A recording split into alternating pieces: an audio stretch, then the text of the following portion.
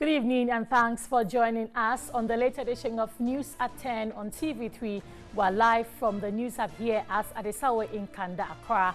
My name is Grace Hamwasari. First, let's take a look at the major news highlights for the day.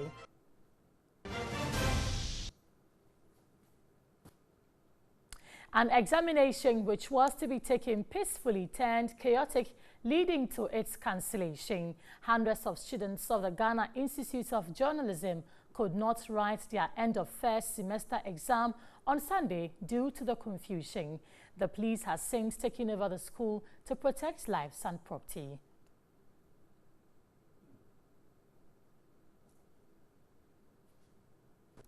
Majority of children with special needs, especially cerebral palsy, are not in school because there are not enough public schools to cater for their needs. Private schools available charge exorbitant fees, compelling some parents to leave their wards home.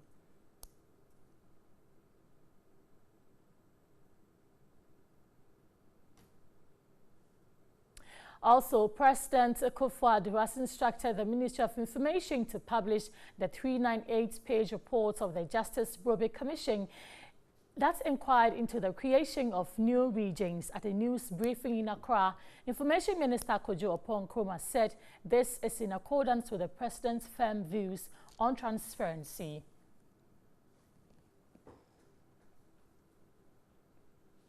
And poor roads infrastructure linking communities in the Sisala East municipality of the Upper West region impacts negatively on access to education and health. Residents find it difficult to transport patients from nearby communities to the capital due to the deplorable nature of the road.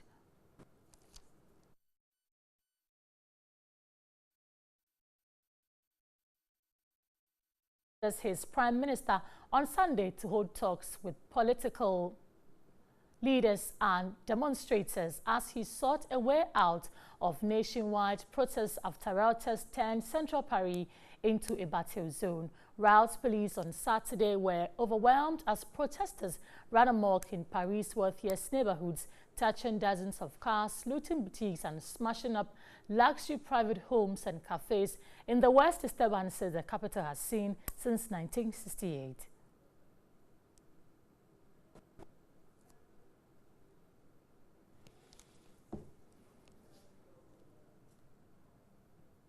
Many thanks for joining us. You're still watching the latest edition of News at 10 on TV3, also live on DSTV channel 279. Let's take our first story. An examination which was to be taken peacefully turned chaotic, leading to its cancellation. Hundreds of students of the Ghana Institute of Journalism could not write their end of first semester exam on Sunday due to the confusion. The police has since taken over the school to protect lives and property. Evelyn Tegma was there and reports.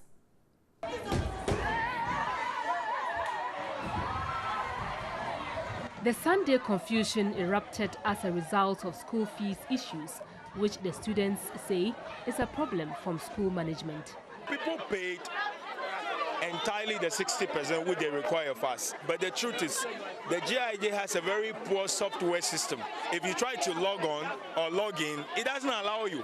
They act as if they don't know that the school is not having a better software. You can pay all the money, you can never register until you go to them after several trials before they will be able to help you do. They have introduced a new system. That is the student portal. Initially, times before, you can go and pay, and then when you go to academic affairs, they will just key in your details. That thing is not available anymore. So you have a lot of students who have paid their fees. They are wielding their receipts, but then they are still telling them that they won't allow them to write the exams. And I don't think it's fair.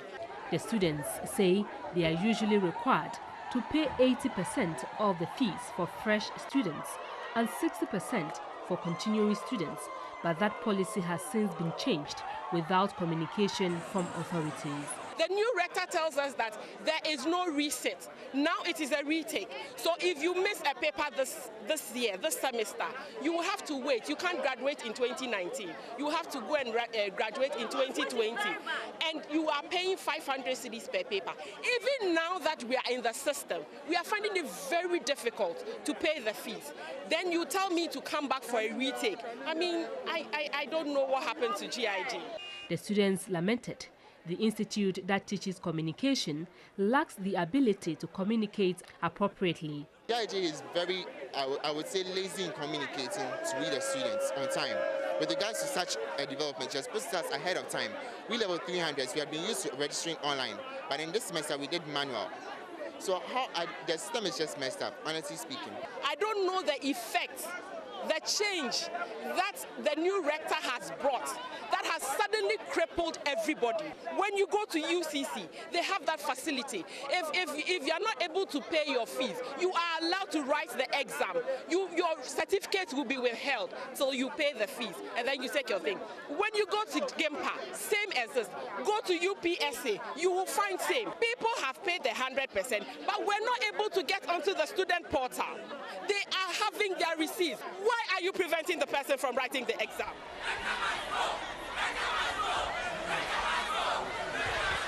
The students were asked to vacate the school premises whilst the police takes over. Operation Commander of Accra Region, Chief Superintendent Kwesifori, admitted no property was destroyed. We interacted with the student leadership and the general student body not to engage in any violent act. We managed to appeal to them to leave the campus in order to preserve and protect, safeguard school properties, among others. 3 police vehicles had been mounted outside of the school premises, blocking the road leading to the Parliament House.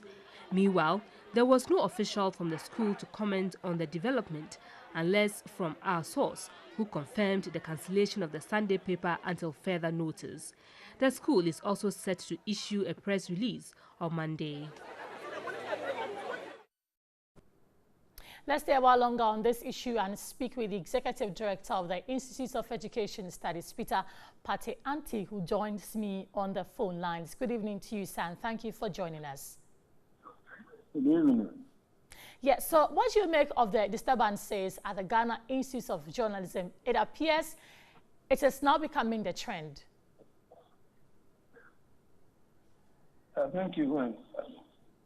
It's quite unfortunate that we are witnessing such an incident in one of our tertiary institutions in Accra. We were thinking that the management of our institution should understand that running a tertiary institution normally rests on the core stakeholders. What I mean by the core stakeholders are basically the students, the teachers or the tutors, and the school administration. And for an effective running of these institutions or tertiary institutions, there should be a constant communication and interaction between these 3 important stakeholders. But we think that our leaders, administrators in our tertiary institutions, seem not to appreciate this particular fact, and therefore would always want to impose rules and other things that would trigger such a reaction from the students. So should a student's inability to pay their fees in full be used by managers of some tertiary institutions to prevent them from writing their examinations? No. You see, that is where the challenge is. If you look at even our other universities, what they normally do is that they allow students to pay their fees in bits, and students are able to enjoy certain some of the things that they're supposed to enjoy, irrespective of whether they finish paying their fees or not. Normally, the school becomes a little bit hard on the student when the student is in the second semester. So we still don't understand the reason why the administrators for GIG is embarking on this particular tangent, because students first semester, people would definitely not be able to pay everything, and they should have allowed them to write their exam. And then if this happens in the second semester, I will know how to go about this. But then with the first semester, in that it's quite unfortunate that they are preventing them, or they were prevented from writing their exams. So it appears that from what the students are saying in GIJ and even elsewhere, from what we heard from KNUST, school authorities are making it look as if decision-making should only be based with what they think, but not what students also want to be done. How do you think we should go about this system? How do we manage it to come to a mutual agreement between authorities and then that of what students want done? And that is what I was making that point, that you cannot run an institution by trying to ignore one of the most important stakeholders, that is the student body. So for an effective running of artificial institutions, that constant interaction between these three core stakeholders, the three core stakeholders are the teachers or the tutors or the lecturers, the students, and the school administrators. There should be a constant interaction among these three core stakeholders. They should understand themselves, they should appreciate the challenges that is going on in the school, and each of these important stakeholders should be able to bring their challenges to each other in terms of discussion and acting. So the school administrators should not be allowed to run the school as if they are dictators. There should always be that constant interaction. And even before they instituted whatever measure that they are doing at GIG, the student leaders should have been aware, the teachers should have been aware, there should have been constant interaction between the student leaders and the school administrators so that they would also carry on whatever it is, the challenge that the school administrators are having to the student body. And I think that is how we run tertiary institutions, and not the way that some of our leaders do in this country, where they always want to impose things on the students and then it will backlash. Thank you very much, Peter Pate-Anti, for joining us. He is the Executive Director of the Institute of Education Studies. You're still watching the late edition of NEWSAT10 here on TV3, also live on DSTV channel 279. My name is Grace Hamwa. Sorry, we're back after this break. Don't go away. Welcome back. Let's start from the Ashanti region. The Ashanti Regional Health Directorate is confident HIV prevalence rate in the region will reduce when the 2018 report is released. The region in 2017 topped the national ratings with a 3.2 prevalence rate. A report by Beatrice Piogara. World AIDS Day is observed globally on December 1 every year. 2018 marks the 30th anniversary of the global commemoration of the day with the theme, Know Your Status. Ghana chose a sub-theme, Test, Treat to suppress and stop new HIV infections. Regional Technical Coordinator of the Ghana AIDS Commission, Olivia Graham, told TV3 the theme is in line with the UN AIDS 1990 fast-track targets in responding to the HIV epidemic. When you are on treatment, we are able to suppress the viral load in you. When your viral load is suppressed, then the probability of you infecting new people is very reduced. Despite increased awareness to end discrimination and stigmatization, persons living with HIV are still discriminated against. The Ghana AIDS Commission Act 938/2016 makes stigmatization and discrimination against persons living with HIV a criminal act punishable by law. Deputy Director of Health in charge of Public Health, Dr. Ewuzi Yabua, disclosed there have been improvement in the number of pregnant women tested. We need to intensify our sensitization efforts and then encourage people to test. People don't go to test to know their status. And this is not an incurable disease any longer. It becomes incurable only when it degenerates into the AIDS level. The World AIDS Day was commemorated as a party in the Echuma Nwadweja municipality. Municipal Chief Executive Michael Amwa Ewuku expressed worry 175 persons tested positive out of 2,000 persons screened in only 2 communities in the municipality. A float by school pupils through the municipality was used to create awareness about HIV. The cybersecurity advisor to the Communications Ministry, Albert Nchibwesiako, has been awarded with an honorary award at the Made in Ghana E-Commerce Awards 2018. This is in recognition of his efforts in helping the country build a reliable, safe and secured cybersecurity infrastructure for the nation. The award was for his outstanding contribution to fighting cyber fraud through his work in Ghana and the West African sub-region for the past 8 years, and his pioneering role in promoting a culture of cyber security. The award was received by Dr. Susan Enti, a board member of E-Crime Bureau. Real work in our nation's cyber security development has just begun, especially as the government seeks to scale up Ghana's cyber security readiness. The E-Crime Bureau team, and they constitute the foundation of the pioneering work in Ghana, as well as other stakeholders from the private sector, as well as his colleagues at the National Cyber Security Center. The program was attended by over 150 e-commerce experts, website developers and owners, representatives from the fintechs, techpreneurs, policymakers, and renowned industry players within the e-commerce industry. Some of the awards were Best Male and Female E-Commerce Entrepreneurs of the Year, Best Online Retailer of the Year, Best Bitcoin Company, and Best Online Taxi of the Year. Owner of Virtual Linguistic Solutions and Organic Trade and Investment, Esther Asante, was awarded for assisting local businesses and promoting made in Ghana products. It's an online language company. We support small and big companies, and this is something that we want to put across there for people to eat healthy and know that what they are eating comes from Ghana. We need to make Ghana proud. We congratulate the award winners and wish them all the best. Let's do some other stories. The Forestry Commission has set up a 10-member committee to settle the Sakumo Ramsar site encroachment issues. The committee is expected to identify the number of unauthorized structures on the Ramsar site that needs to be demolished.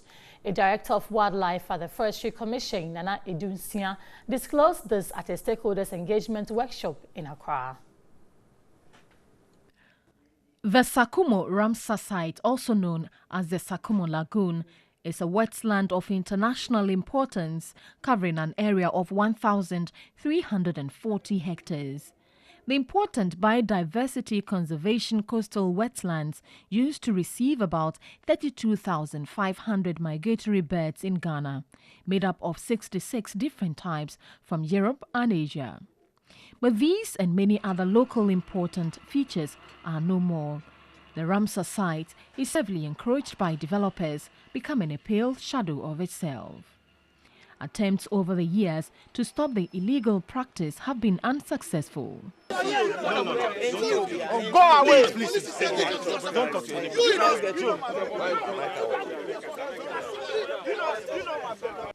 Following a visit to the site by Chief Executive Officer of the Forestry Commission, a new approach was adopted. There's a committee that we have appointed and we are working. We don't want to use immediate force to push them. We want to do it with a human face so that at least people will understand that, yes, I have really encroached. This thing, if I stay there alone, the whole country is going to suffer one day. So let him leave. The committee, aside identifying structures to be demolished and those that must pay rent to the state, also assess the dangers posed by the unauthorized structures. The Legon stakeholder engagement was organized by the Center for Remote Sensing and Geographical Information Service in collaboration with the Center for Ecological Monitoring of Senegal.